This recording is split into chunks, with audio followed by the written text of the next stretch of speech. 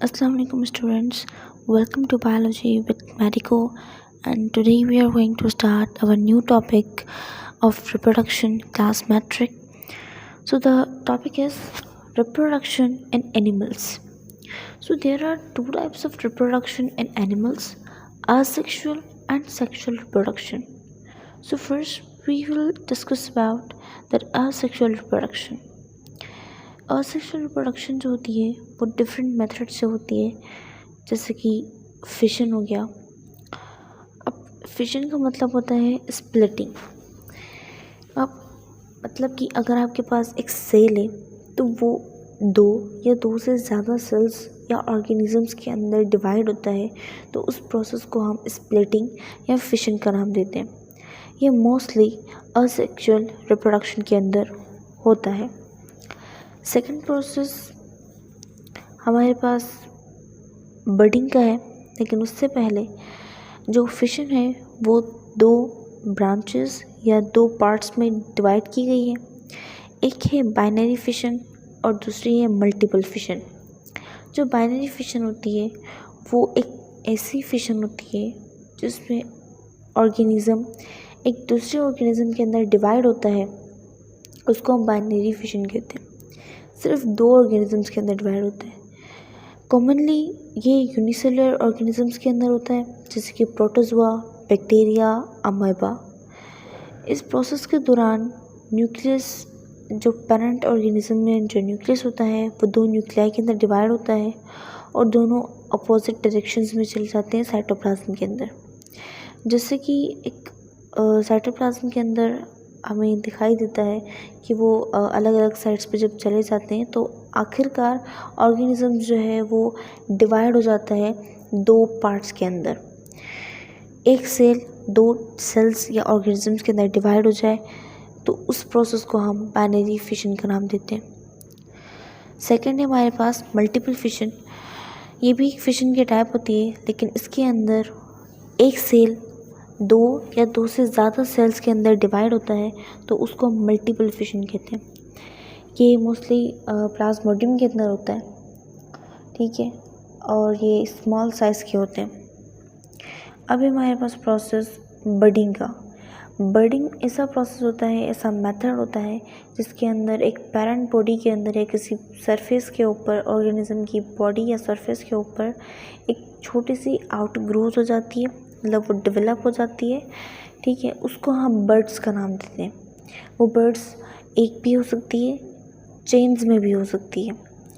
जब ये बर्ड अपने पेरेंट से डिवाइड होता है, मीन्स के पेरेंट से सेपरेट होता है, अलग हो जाता है, अपनी बॉडी से अलग हो जाता है, तो वो इंडिपेंडेंटली सर्वाइव कर सकता है।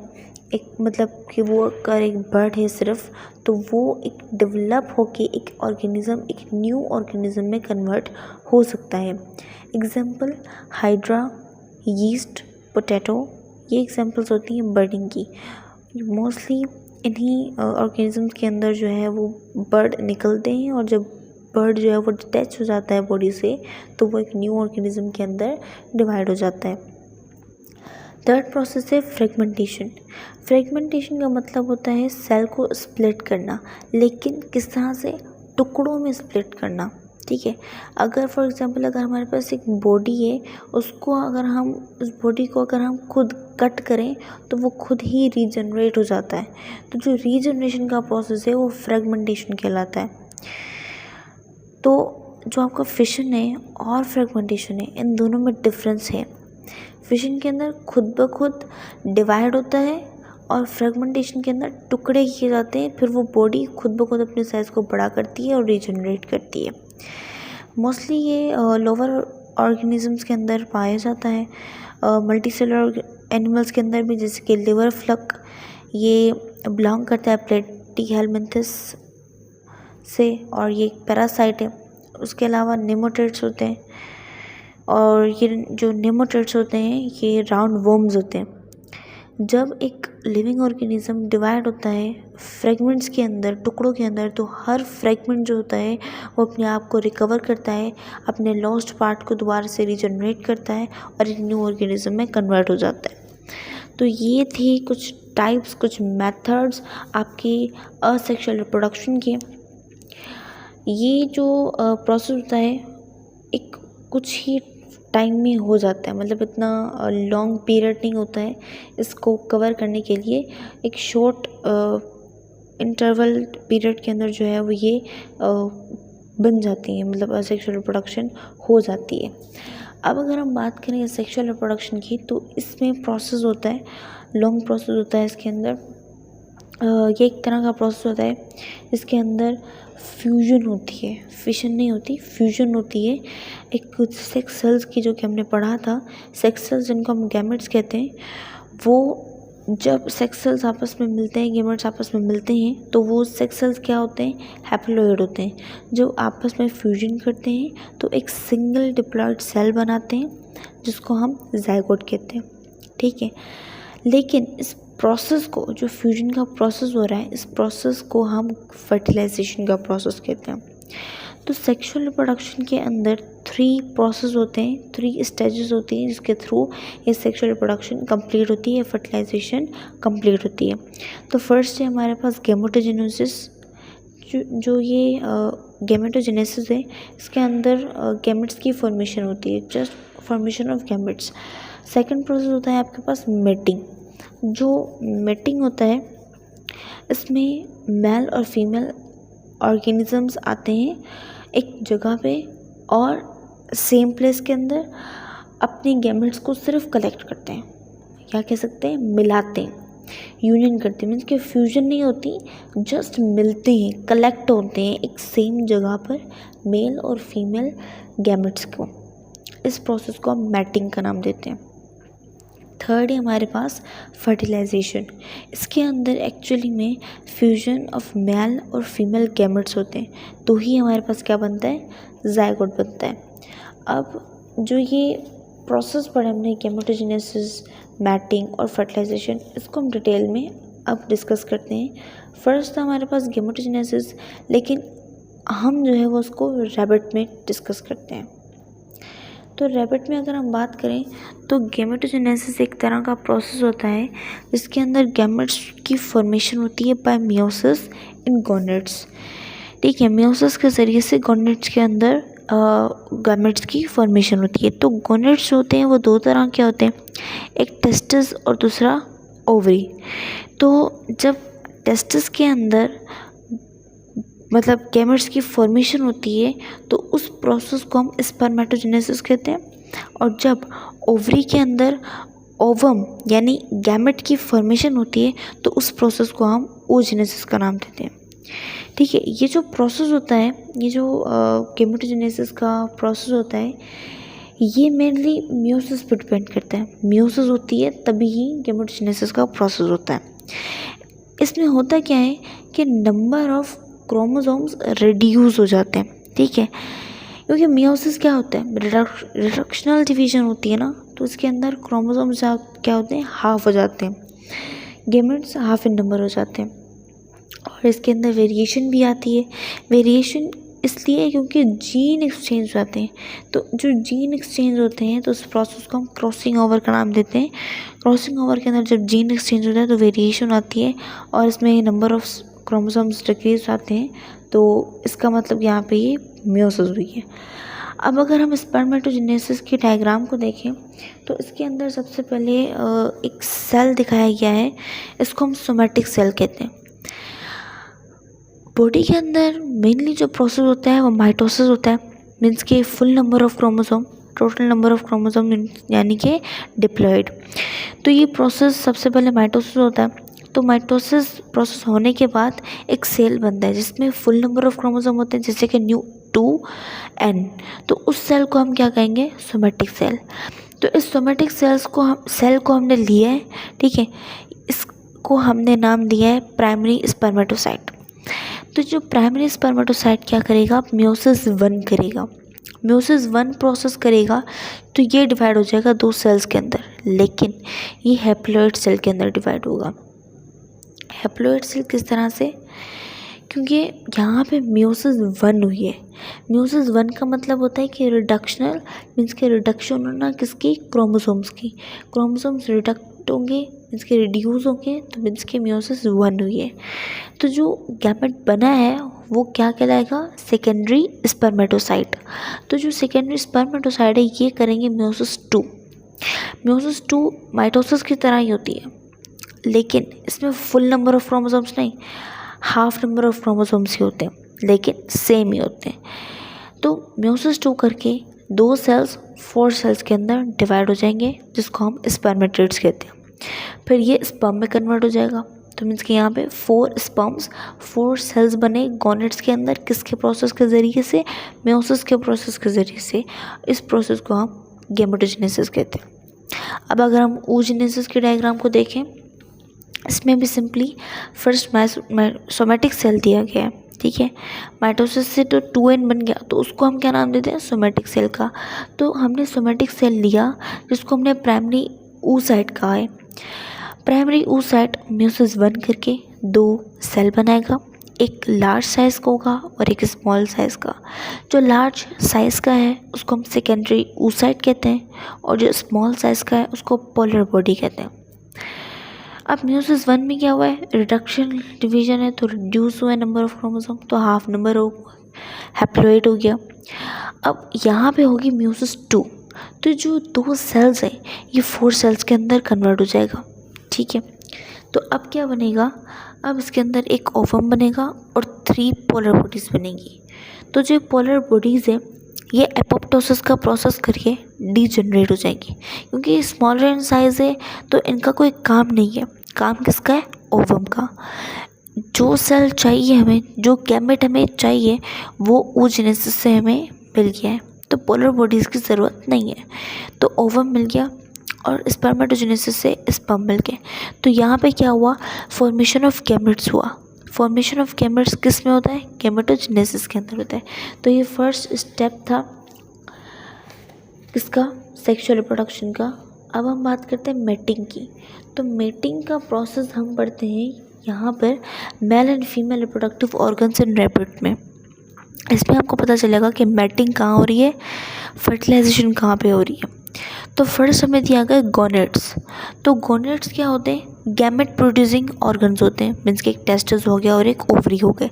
मेल में होते हैं टेस्टिस जो कि 2 इन नंबर होते हैं, और ये टेस्टिस जो होते हैं एक स्क्रोटल सैक के अंदर जो है वो हैंग हुए हुए होते हैं। Scrotal sac for the protection होती है, ठीक है। इसमें हैंग हुए हुए होते हैं 2 टेस्टिस। अब जो स्क्रोटल सैक है, ठीक है, ये सेमिनिफेरस ट्यूब्यूल से अराइज होती है, और फिर एपिडाइडिमिस जो कि टेस्टिस के ऊपर होता है वो कलेक्ट करता है स्पर्म को, मैच्योर करता है और स्पर्म को स्टोर भी करता है। सब स्पर्म्स को नहीं, कुछ सम स्पर्म्स को जो है वो स्टोर भी करता है। तो हम कह सकते हैं कि एपिडाइडिमिस जो है वो स्पर्म को मैच्योर करता है और कलेक्ट करता है, और रिलीज़ कौन करता है, सेमिनिफेरस ट्यूब्यूल्स इसको रिलीज़ करती हैं। अब फीमेल में बात करें, ओवरीज होती हैं, ये भी 2 इन नंबर होती है, और ये एब्डोमिनल कैविटी के अंदर लोकेट करती हैं। इनका काम क्या होता है, ओवम को प्रोड्यूस करती हैं, जिसको हम एग सेल भी कहते हैं। तो यहाँ पे फर्स्ट गोनेट में क्या हुआ है, गैमेटोजेनेसिस, फॉर्मेशन ऑफ गैमेट्स हुई है। अब सेकंड पे आता है डक्ट। डक्ट क्या है, एक गैमेट कलेक्टिंग ट्यूब्स होती हैं। इसमें मेल में जो डक्ट होती है वो वास डिफरेंस होती है, या आप कह सकते हैं वास डिफरेंशिया। ये 2 इन नंबर होती है, और फीमेल में ओविडक्ट और फेलोपियन ट्यूब होती है, जो कि ओवम को कलेक्ट करती है ओवरी से, ठीक है। ये भी 2 इन नंबर होती है। मेल में जो वास डिफरेंशिया है ये स्पर्म को कंडक्ट भी करता है और स्टोर भी करता है, और फीमेल में ओवम को स्टोर करने के लिए कौन है, कलेक्ट करने के लिए कौन सी ट्यूब्स हैं, फेलोपियन ट्यूब्स होती हैं, और इसको हम यूट्राइन हॉर्न भी कहते हैं। तो बेसिकली डक्ट में कौन सा प्रोसेस होता है, मेटिंग का। और मेटिंग हमने क्या पढ़ा था कि यूनियन ऑफ फीमेल और मेल गैमेट्स। तो यहाँ पे क्या हो रही है, मेटिंग हो रही है, सिर्फ मिल रहे हैं, फ्यूजन नहीं हो रही, सिर्फ मिल रहे हैं। तो यहाँ पे मेटिंग का प्रोसेस हो रहा है। थर्ड पे हमारे पास जेनिटल्स। जेनिटल्स एक ऑर्गन्स होते हैं, इनका काम क्या होता है, गैमेट्स को डिपोजिट भी करते हैं और इस ऑर्गन्स को रिसीव भी करते हैं। तो मेल में जो होता है वो पेनिस होता है, जेनिटल। पेनिस एक मस्कुलर ऑर्गन होता है जो कि सीमन को ट्रांसफ़र करता है मेल से फीमेल में, ठीक है, फीमेल जेनिटल में ये ट्रांसफ़र करते हैं। फीमेल के अंदर होती है वजाइना, एक ऐसी ट्यूब होती है जो कि सीमन को रिसीव करती है, जिसके अंदर कुछ स्पर्म्स मौजूद होते हैं। सीमन एक तरह का फ्लूइड होता है जिसके अंदर स्पर्म्स स्टोर होते हैं। अब लास्ट है हमारे पास ग्लैंड। ग्लैंड होते हैं मेल के अंदर prostate gland, Cowper's gland, seminal vesicle. Female के अंदर ओवरी ही वर्क करती है एज अ ग्लैंड, ठीक है। तो इनकी डिटेल्स, इन ग्लैंड्स की डिटेल आप इंशाल्लाह अगली क्लास के अंदर पढ़ेंगे। अब यहाँ पे क्या इम्पोर्टेंट बात है वो ये है कि जो सेक्सुअल प्रोडक्शन किन किन स्टेजेस पे हो रही है। गेमेटोजेनेसिस गोनेड्स के अंदर हो रही है, मेटिंग का प्रोसेस डक्ट में हो रहा है और फर्टिलाइजेशन का प्रोसेस जेनिटल में हो रहा है। तो ये थे रैपिड के ऑर्गन्स मेल और फीमेल। अब हमारा जो टॉपिक है वो है फर्टिलाइजेशन। फर्टिलाइजेशन एक ऐसा प्रोसेस होता है जिसके अंदर फ्यूजन होती है मेल और फीमेल गैमेट्स की। जब फीमेल और मेल गैमेट्स की फ्यूजन होती है तो डिप्लॉयड ज़ायगोट बनाते हैं। उस प्रोसेस को हम फर्टिलाइजेशन का नाम देते हैं। On the basis of location fertilization की दो तरह के टाइप्स होती हैं, एक्सटर्नल और एक दूसरी इंटरनल होती है। एक्सटर्नल की बात करें तो एक्सटर्नल फर्टिलाइजेशन बॉडी के आउटसाइड होती है और इंटरनल बॉडी के इनसाइड होती है, फीमेल के इनसाइड होती है। एक्सटर्नल में ये जो फर्टिलाइजेशन होती है वो वाटर के अंदर होती है, लेकिन इंटरनल फर्टिलाइजेशन बॉडी के अंदर होती है। एक्सटर्नल फर्टिलाइजेशन में गैमेट्स जो है वो मैच्योर होते हैं एट द सेम टाइम, दोनों गैमेट्स। लेकिन इंटरनल फर्टिलाइजेशन के अंदर क्या होता है, गैमेट्स जो है वो मैच्योर होते हैं after each other. External fertilization के अंदर क्या होता है, गैमेट्स जो हैं वो प्रोड्यूस होते हैं लार्ज नंबर के अंदर, लेकिन इंटरनल फर्टिलाइजेशन के अंदर लिमिटेड नंबर्स के अंदर गैमेट्स प्रोड्यूस होते हैं।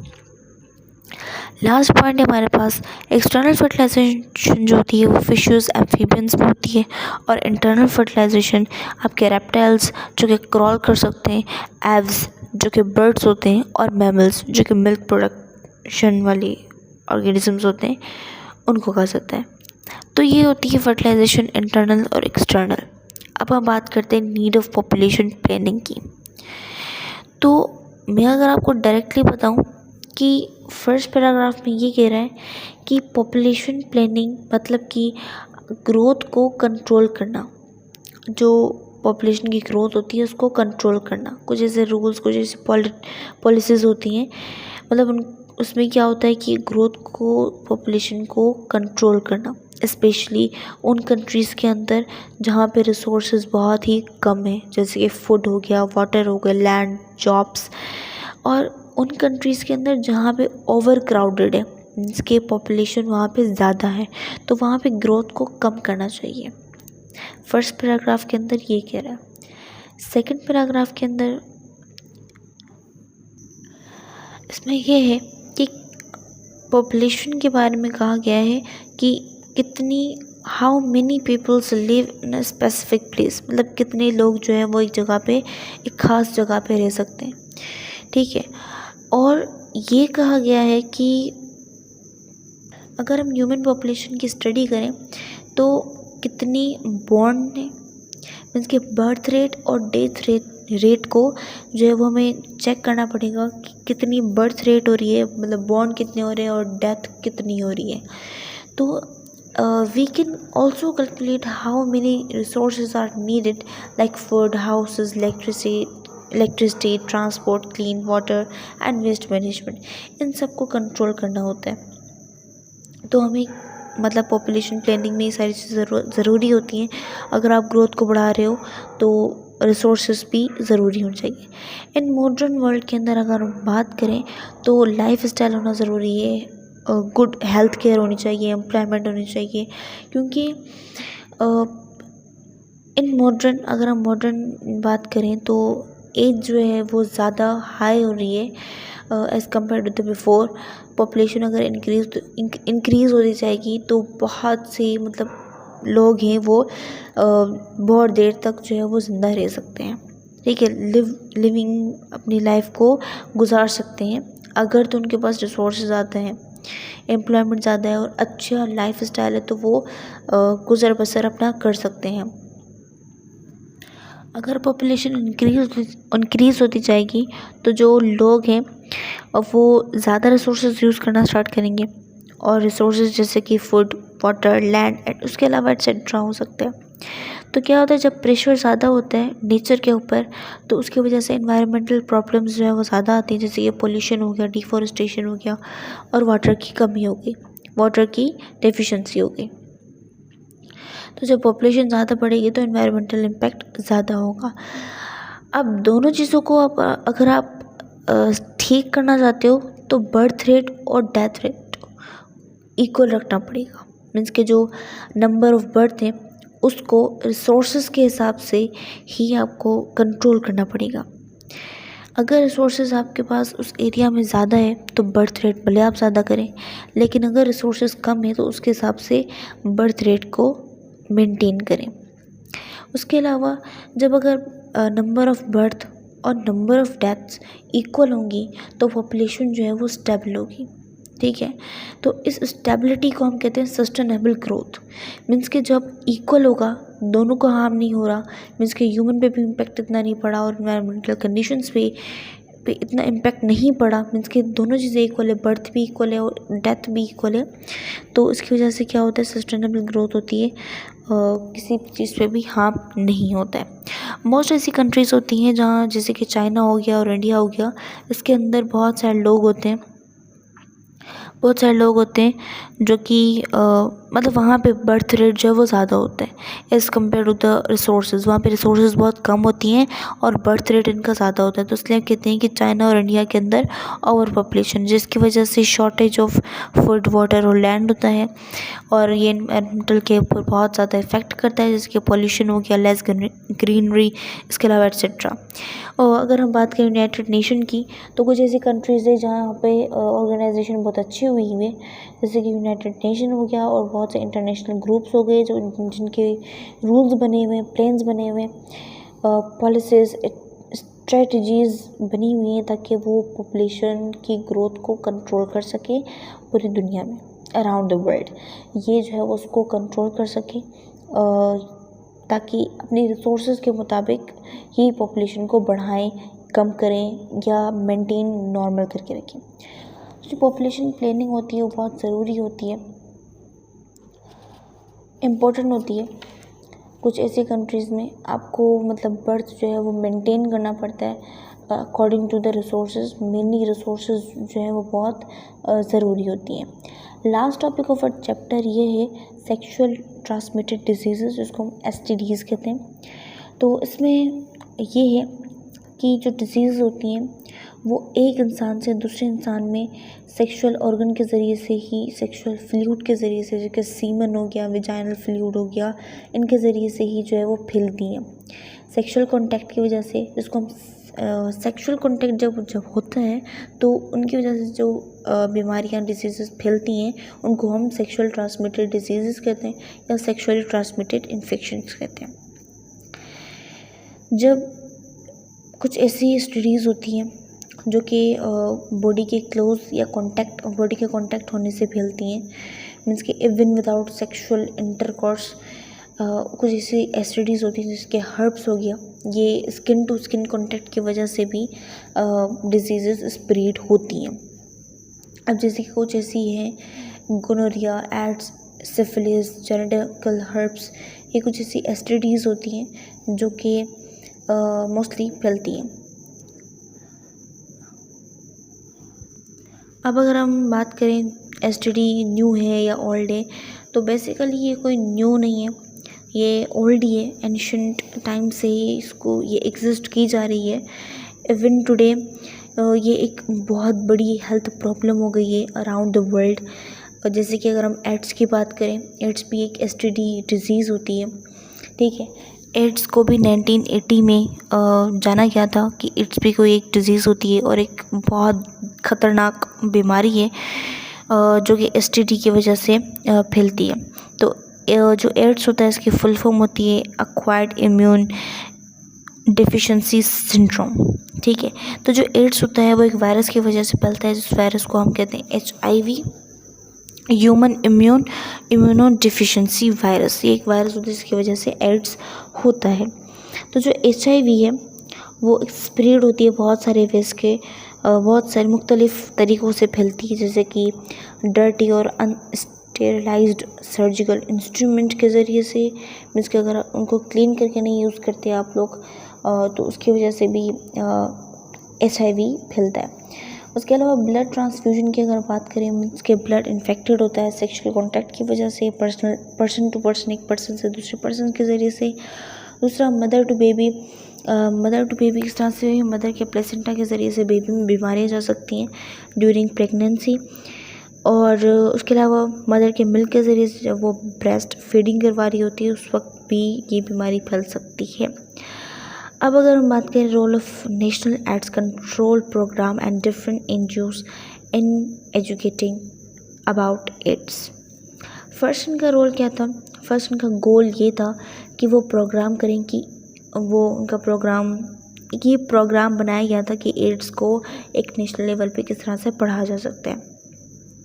तो फर्स्ट इनका गोल ये था कि एड्स के बारे में स्टडी करें, एड्स के पेशेंट के बारे में स्टडी करें कि ये कितनी कॉमन डिजीज़ है और ये लोगों के अंदर ग्रुप्स में डिफरेंट तरह से किस तरह से फैली गई है। सेकंड इनका गोल ये था कि ये फाइंड आउट करें कि क्यों और किस तरह से एड्स जो है वो फैलती जा रही है डिफरेंट टाइप्स के ज़रिए से लोगों के अंदर। और उनका एक और गोल ये था कि ये लोगों को सिखाएं कि एड्स के ज़रिए से किस तरह से बचाव करना चाहिए, और ये by spreading awareness through education and campaigns. तो इनकी वजह से उन्होंने सबको बताना शुरू किया कि एड्स से प्रिवेंट करना चाहिए, एड्स एक ख़तरनाक बीमारी होती है। उसके अलावा इन्होंने एक इम्पॉर्टेंट जॉब बना ली कि इन प्रोग्राम्स के अंदर कि एड्स का टेस्ट करना चाहिए, इसको डायग्नोस करना चाहिए और चेक करना चाहिए प्रॉपर्ली बहुत प्राइवेट और गवर्नमेंट हॉस्पिटल्स के अंदर किस पर्सन को एड्स है, एड्स का चेकअप करवाना चाहिए कि इनको है कि नहीं है।